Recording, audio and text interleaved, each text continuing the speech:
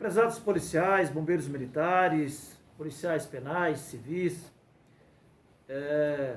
servidores públicos, hoje, 25 de maio, a CCJ votou a admissibilidade da PEC 32, da reforma da Previdência.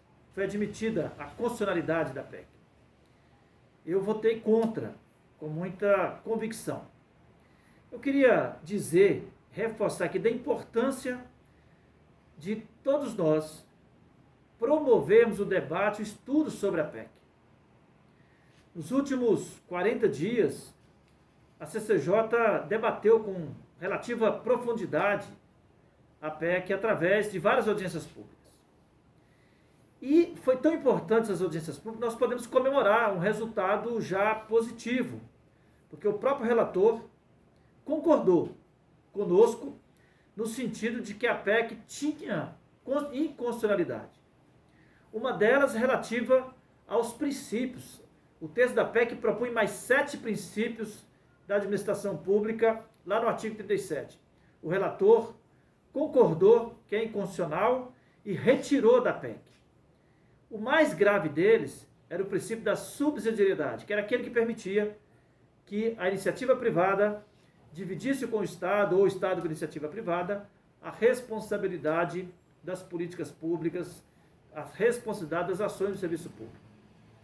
Outra medida extremamente importante que foi suprimida da PEC, que nós falamos por várias vezes, foi aquela que dava ao Poder Executivo a competência de sozinho definir a organização administrativa do Estado, criando o ministério, extinguindo o ministério, criando autarquia, fundações, extinguindo.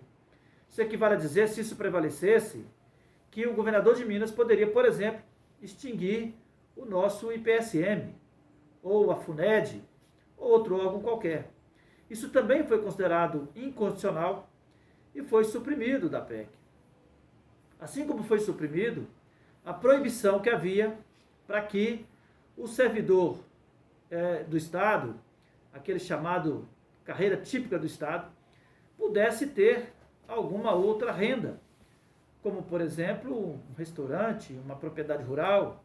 Então, isso também foi suprimido. Então, nós consideramos que houve um avanço, resultado do enfrentamento que nós fizemos. Mas a PEC continua sendo muito ruim para os servidores públicos, ruim para os militares. No caso dos militares, eu coloco 2 pontos que eu considero extremamente perigoso, que é o fim da promoção por critérios puramente de tempo de serviço, o que equivale a dizer que a promoção que nós temos em Minas Gerais para os soldados a cabo ficaria proibida, porque ela se dá pelo critério exclusivamente de tempo de serviço. Da mesma forma, acabar com os quinquênios, o que equivale a dizer que estaríamos antecipando aquilo que a emenda, que a PEC 57 do governo Zema propõe para os servidores de Minas Gerais e para os militares. Eu vou continuar trabalhando contra essa PEC, porque compreendo que ela está colocada sob argumentações falsas. O ministro Paulo Guedes, quando veio aqui defender, ele não falou da dívida, do custo da dívida. A dívida custa para o Brasil quase 50% do orçamento anual. No entanto, o ministro Paulo Guedes veio aqui, excluiu, não falou nada dessa dívida e comparou o custo dos servidores públicos com as demais despesas.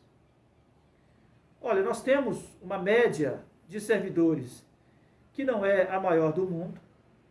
É verdade que há um comprometimento um pouco maior do que a média mundial, porque a nossa economia não cresce há muito tempo.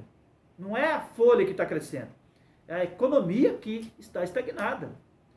Então, quando houver, e vai haver, tudo indica, uma retomada do crescimento, geração de emprego e renda, vai aumentar a renda e, portanto, o percentual do custo do pessoal em relação à receita será menor. Da mesma forma, o ministro Guedes disse que essa PEC é para combater privilégios. Privilégio de quem? Se o texto da PEC, da forma que veio do Ministério da Economia, sequer atinge o Poder Judiciário, atinge o Ministério Público, atinge os atuais altos salários. Então só cria uma política que prejudica os servidores e não ataca, porque é direito adquirido dos aposentados, por exemplo, não ataca esse problema dos altos salários. Mas é possível resolver isso a partir de uma lei que está aqui na Câmara, que a maioria não quer votar, né? O ministro Guedes falou que é um privilégio que os servidores públicos têm carro para trabalhar. Quem tem carro para trabalhar no serviço público são as chefias. Os servidores públicos não têm, os professores, os policiais não têm carro para ir trabalhar. Viatura não é conforto desnecessário, é uma ferramenta de trabalho. Portanto, eu estou muito convencido de que nós precisamos de continuar enfrentando, promovendo esse debate, dialogando bastante, para a gente demonstrar que a solução que gera, a mudança da legislação, que pode gerar economia do serviço público, que pode gerar uma melhoria na qualidade da prestação do serviço público, não passa por essa PEC. Passa por uma lei para discutir o extrateto, passa para regulamentar a Constituição para fazer avaliação de desempenho. Isto sim melhora a qualidade do serviço público. Portanto, eu vou continuar trabalhando contra a PEC 32, por considerá-la nefasta ao serviço público, prejudicial aos servidores e aos policiais e bombeiros militares do Brasil afora. Muito obrigado, vamos à luta, sem luta não há conquista.